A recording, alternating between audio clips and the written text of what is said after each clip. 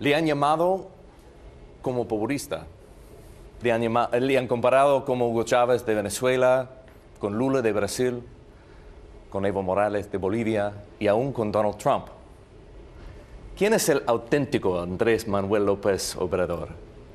Soy originario de un pueblo que se llama Tepetitán, del municipio de Macuspana, Tabasco, México, un dirigente social que me inspiró en lo mejor de nuestra historia. Me inspiro en dos curas, dos sacerdotes que lucharon por la independencia, Hidalgo y Morelos. Me inspiro por el mejor presidente que ha habido en México, un indígena zapoteco, Benito Juárez García. Y me inspiro en Francisco I. Madero, apóstol de la democracia. No me parezco a otros. Este sería su tercer intento de ganar la presidencia. ¿Qué ha cambiado para que tenga éxito esta vez? ¿Y cómo? ¿Usted? ¿Sus valores? ¿Sus posiciones? ¿O los votantes? Creo que es una combinación de factores. Primero, porque el pueblo de México está harto de la corrupción y están viendo en nosotros la posibilidad de un cambio verdadero que tenga como estandarte, como emblema, la honestidad. Eso es lo que nosotros ofrecemos, un gobierno honesto, sin corrupción. Por eso la gente nos está dando su apoyo, su respaldo, y por eso la tercera será la vencida. ¿Quién entre los líderes del mundo pudiera servir como un modelo por su presidencia?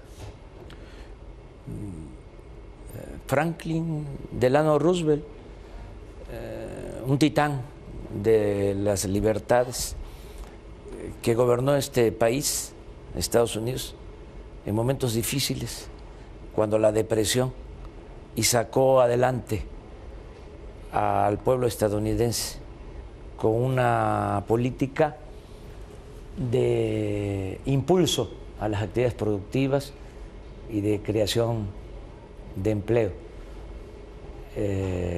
Ese es un referente para mí. Me parece que ha tomado una posición moderada sobre la elección aquí en los Estados Unidos, sobre presidente Trump y sobre la actitud que México debiera adoptar. ¿Es así? Sí, no intervine durante la campaña porque debemos de ser respetuosos del derecho de cada pueblo a elegir libremente a sus autoridades. Es el principio de no intervención, de autodeterminación de los pueblos. Pero ¿por qué no ser más combativo? Trump, por ejemplo, es combativo. Sí, ahora es distinto. Ya cuando Donald Trump asumió el cargo de presidente y está ofendiendo a los mexicanos, la postura de nosotros es de rechazo a la política de odio promovida por Donald Trump y sus asesores. Nosotros vamos a defender siempre a los trabajadores migrantes, no solo de México, de Centroamérica, de América Latina y del mundo. Esta ciudad de Nueva York se construyó en lo económico, en lo comercial, en lo artístico, con la aportación de migrantes de todo el mundo. Más allá de las fronteras, se debe de garantizar el derecho de los seres humanos a vivir con libertad y con justicia. rechazan la política de odio, como dice. Sí. ¿Qué tanto ha cambiado su perspectiva sobre Trump del año pasado hasta ahora, que ya es gobernante? Pensé que iba a modificar su política en contra de migrantes, que si le dio resultado durante la campaña, ya como presidente, iba a modificar su actitud, pero... ¿Esperaba un cambio? Sí, desgraciadamente... ¿Pero no se ha cambiado? No. Y está en un error. Es un error garrafal porque ¿En su no estimación? se debe, sí, desde mi punto de vista, no se debe desatar el odio contra trabajadores migrantes. Es muy autoritario, pero además estridente, de confrontación. Esa política no es buena para Estados Unidos, no es buena para el mundo, ni siquiera es buena para él, porque si sigue así, va a perder la próxima elección, no se va a reelegir. Con ese tipo de presidente, ¿cómo puede México renegociar el Tratado de Libre Comercio, NAFTA? Con firmeza, sin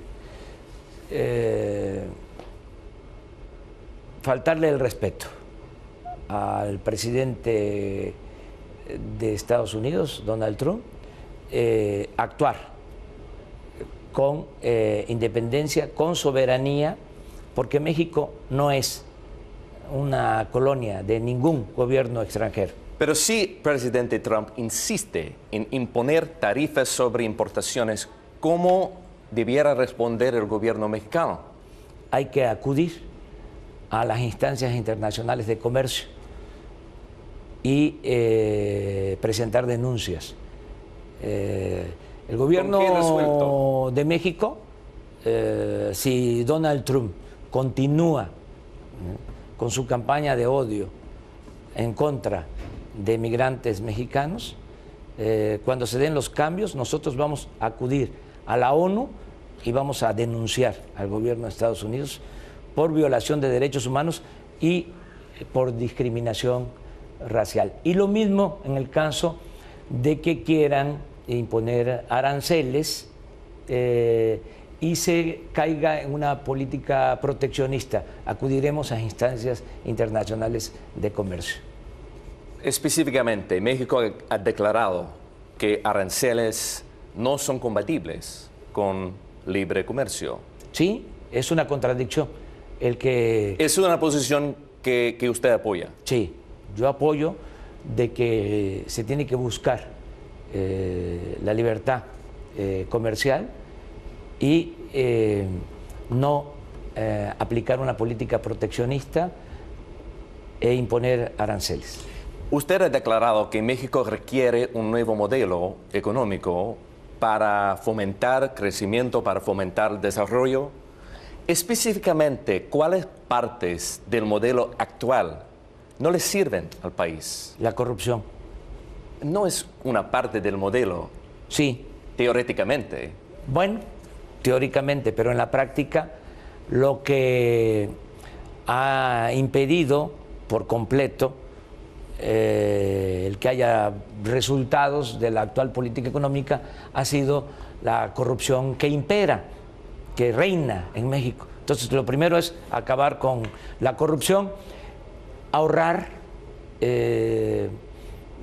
no tener un gobierno con lujos, llevar a cabo una política austera, ahorrar por no permitir la corrupción y ahorrar por no permitir el lujo en el gobierno, y ese dinero que se va a ahorrar, utilizarlo para el crecimiento económico y para la creación de empleos. Suena bien, muy bien, hablar de crecimiento, proyectos, infraestructura y también en austeridad fiscal. Pero usted sabe que la realidad es que es muy difícil para cualquier gobernante lograr esas metas, ¿cómo va a lograr un mayor gasto antes de conseguir todos los ahorros que buscará? Voy a conseguir ahorros, muchos ahorros. ¿Inmediatamente? ¿Cómo? Vamos a reducir sueldos de los altos funcionarios públicos. Los funcionarios públicos de México son los mejores pagados del mundo. Todo eso se va a terminar. El próximo presidente de México, para que tengas una idea, Eric, no va a trasladarse en aviones y helicópteros privados. En los últimos años, los gobiernos de México, de Felipe Calderón y Peña Nieto, en 10 años han comprado aviones y helicópteros por una cantidad de 90,000 millones de pesos. Eso ya no se va a seguir haciendo. Pero 90,000 millones de pesos no va a cambiar todo el país. Pero te estoy poniendo nada más un ejemplo. Te voy a poner otro ejemplo. Peña Nieto se compró un avión que vale o costó alrededor de 10,000 millones de pesos. Un avión que no lo tiene Trump. Ese derroche, esa prepotencia no va a existir. Vamos a cortar el copete de privilegios que hay en el gobierno. Vamos a ahorrar y de esa manera vamos a financiar el desarrollo. ¿Qué rol tendrá sus planes para el sector energético? Vamos a utilizar al sector energético como palanca del desarrollo. Es una contradicción que México tenga petróleo y compremos gasolinas. Y la gasolina en Estados Unidos es más barata que en México. ¿Sabes qué se ha venido haciendo, Eric, desde hace muchos años? Por la corrupción se vende materia prima y compramos gasolinas. Es como si vendiéramos naranja y compráramos jugo de naranja. Eso ya no. Vamos a construir refinerías en México para dejar de comprar las gasolinas en el extranjero.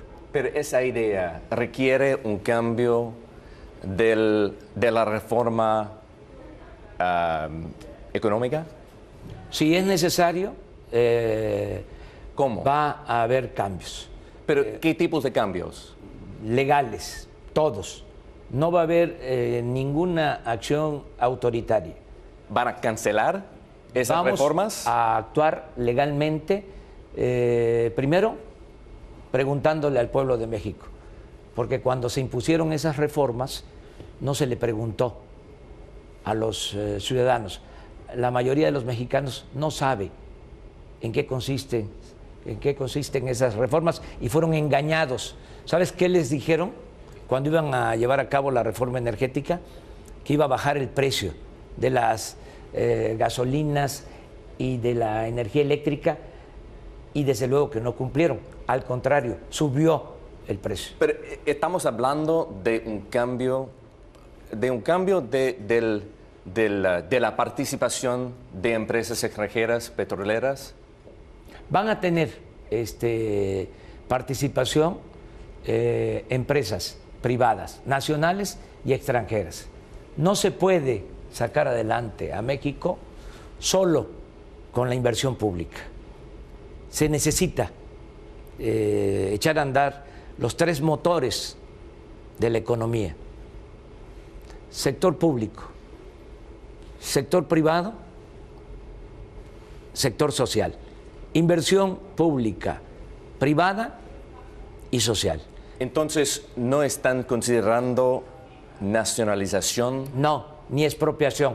Va a ser una revisión, ¿sí?, de las reformas estructurales mediante procedimiento democrático. Se va a llamar a una consulta ciudadana y van a ser los mexicanos, el pueblo de México, que es el soberano, el que va a decidir si continúan o no las llamadas reformas estructurales. Pero si el Congreso no está de acuerdo con esa idea, es que se va a renovar también el el año próximo el Congreso. Y yo espero que, como sucedió aquí, gane el presidente y gane también en el Congreso el partido del presidente. Y esto facilite las cosas. Y si no, no es útil Si no, hablar de política, sueños, tenemos que enfrentar escenarios realísticos. La política se inventó para evitar la confrontación y para llegar a acuerdos. Para eso es la política. Entonces, hasta en las circunstancias más difíciles, con la política se puede lograr el entendimiento. Bueno, Eric, Manuel, gracias. muchísimo gusto.